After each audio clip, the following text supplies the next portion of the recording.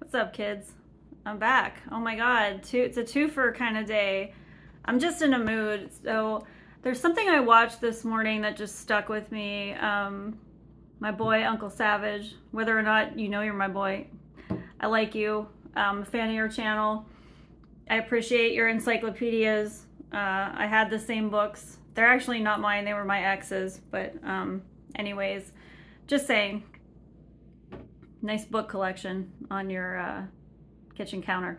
Anyways, so something that you said earlier has just really been sticking with me all day, and it's about boomers being bitter. And in general, how that applies to me would be that, first of all, a bunch of people left me stuff. People I was related to and people I'm not related to.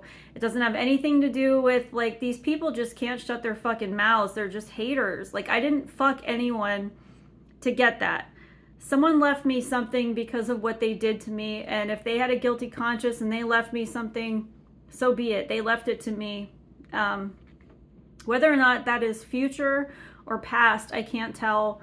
With my gifts, I can't always tell if what timeline I'm reading. It just is what it is. So anyways, but what really bothers me, and it ties back into like the boomer mentality, is people talking about how I didn't work for anything and how I don't deserve anything and blah, blah, blah. First of all, they don't know shit about shit. I kept my life extremely private until everyone decided to expose my life and exploit me through hidden cameras, and then to add insult to injury, they just made up a bunch of shit, which I find really insulting. Nobody has any idea the kind of struggles I went through because I kept that shit private. I show up to family functions with a fucking smile on my face, have a glass of wine, and dip out. That's just how I roll. I feel like these people aren't entitled to my personal business, nor do they need to know anything about my life. Just because we're related doesn't mean you get to understand and know any of my struggles, but I'm going to tell you about some of them and how it ties back to boomer mentality. Like, when you want to talk about boomers, like, these people could buy a car for under $5,000. They could buy a house for $20,000. They'll never understand what it's like to not be able to rent a place because you don't make 4 times what the amount of rent is in a month. Who does in California? Privileged people and people with really good jobs. Good for you if you're getting paid that much, but it's like rent is anywhere for a 1-bedroom in the areas I lived in, which, like, Venice is not as privileged as Marina del Rey, so we'll use those two as comparisons in California. But like right now, to get a 1-bedroom, I could probably find something for $2,000 per month, which means I need to make at least $8,000 per month on paper with traceable income. Doesn't matter what assets I have and how much money I have in my bank. There was a time too where I actually tried, sorry, it's just like cold outside and it's warm in here, so I'm rolling up my sleeves. But like, there was a time when I had like $100,000 in the bank, and I was like, why can't I just pay for my rent, like a year, pay for my rent up front for a year? The landlord is guaranteed, they're getting paid, and it's like, no, you still need to prove that you have this much coming in, which is basically a scam to get people of a low income to not be able to live there. It's rude and it's not cool, but unfortunately that is just the way of the modern world, and a lot of it comes from the fact that boomers have fucked up the economy. It's just like, it is what it is. There are so many people that will never ever be able to afford purchasing a house, and if they can come up with the down payment, they will probably be they'll be like mortgage broke for the rest of their lives. They'll either be in debt or it will take them 50 years to pay off a home. Back in the boomer days, you could work a summer job and pay for your college education. That will never ever happen today.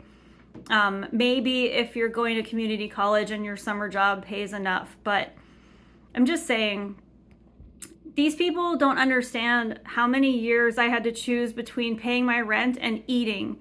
And in order to keep a roof over my head, I worked at a lot of restaurants where I was like afforded a meal per day, you know, and then sometimes like at the end of closing, if there was extra stuff, the kitchen staff would, you know, divvy out extra stuff. You also got a 50% discount on employee meals. So like a lot of times I would eat where I worked just because it was affordable. But these are things that people don't understand about me and my generation, which is Generation X. I had to laugh at a lot of the Gen X, like they're made for comedy, but it's so true. Like the Gen X videos, the reason why we don't give a fuck about a lot of stuff is because like we had our own struggles. And you know, I'm not trying to hate on the generations below us, like Gen Z, Gen A, millennials, but every generation has their own struggles, and it's just continued to get worse and worse with each future generation as far as like what your financial possibilities are, how you're pigeonholed into a certain lifestyle, and you're just supposed to become a cog in the system. And I don't think any of that shit's cool. I think if you can afford your rent, maybe you should be able to pay twice the amount of rent. So if you have incidentals or whatever, you know, you can pay for them if anything's damaged. But like that's what a security deposit is for. These are things that I just think that, you know, when I have any control and power in a situation, I'm going to make sure that that stuff changes because it's not okay. Again, I'll touch back on how I have looked for affordable housing of my own. I did have an apartment briefly, which was another scam, but at least I had a roof over my head. I was living independently, sort of, considering they put hidden cameras in my home, and they decided they were gonna show the apartment once a week, which basically means they were gonna come in once a week, inspect my place, and then take things and tamper with things. That shit's not cool. But it's like, what am I gonna do? Be like, no, you can't, you know. They basically made it so that they were like, oh, so we can't do our jobs? And I'm like, well, I don't really like you being in my place when I'm gone. And again, I'll repeat myself. There was one time I came home from work, my front door was wide the fuck open. Like, why? Why? If you're going to show the place, lock it the fuck up afterward. I just don't like these people saying I don't deserve this and I'm not entitled to this. First of all, it doesn't matter what you think. The documents show that stuff was left to me, regardless of how you feel about it. You're just being a bitter ass hater, and it is what it is. I don't really care about your fucking feelings. It's not up to you. The law is going to make sure that I get what's mine, and it comes right to me. But it's like these people will never understand that, you know, I have had medical limitations for most of my adult life. I've had to work 2 jobs with a disability and basically work myself to the bone just to make the bare minimum to exist and to pay my own way. Because again, I'll repeat, I don't like being in someone's pocket. So it's really important to me that I'm able to pay my own way. What's bothersome about this situation is they purposefully put me in poverty and kept me there so that I would have to be dependent on friends and family members who were part of a setup to keep me in this situation and to keep my money from me. What really makes me sick is that it started when I moved back from California to get away from a stalking situation. Had I known it was going to get worse in Pennsylvania, I never would have moved back. That was part of the plan. You know, to make me feel afraid and make me feel like I needed to go somewhere else. So I thought I'd be safe with family, right? That's a fucking joke. But I came back and they literally waited until I had cancer to prey upon me harder. There were multiple times, basically I wasn't supposed to come out of the hospital. When I had my surgeries for breast cancer, I was supposed to just die in there, right? Just lay over, roll over, and fucking die. It's like, no, that shit's never gonna happen. But, you know, that really makes me sick. And it used to make me sad. Now it just makes me sick. And it's just, I'm just grossed out that that's the kind of behavior these people display when they're walking around with the mask of, I'm such a good person, I'm a generous, charitable person, I support the community, blah, blah, blah, blah. That's the motion of jerking off, because you're wasting my fucking time. You're jerking me off and you're lying about everything. I just don't appreciate any of that, and I find it really gross behavior. that somebody would wait until you're vulnerable to fuck with you even more. I literally had people in the hospital trying to murder me. There's no nice way to say it. There's no way to sugarcoat that. But, and then when that didn't take effect, they didn't properly treat my pain. They barely gave me pain management, considering I had just had both breasts cut off. And then I went through reconstructive surgeries, which I still am not through. You know, and I don't want to get into what they did, but they didn't do my surgeries correctly. And if anything, they botched me on purpose, and gave me an infection on purpose. So I would still like to have that fixed at some point, if it's even an option at this point. I don't know if that tissue has been compromised to the point where it can't be done. But my point is, you know, as if that wasn't bad enough, then I had a nurse come in and actually almost try to, not almost, she almost incited a riot. I just behaved myself because I wanted to stay the overnight stay I was supposed to, but she basically came in and picked a fight with me. And I'm like, you were lucky I display self-control, because if that had happened to me now, I'd punch your fucking face.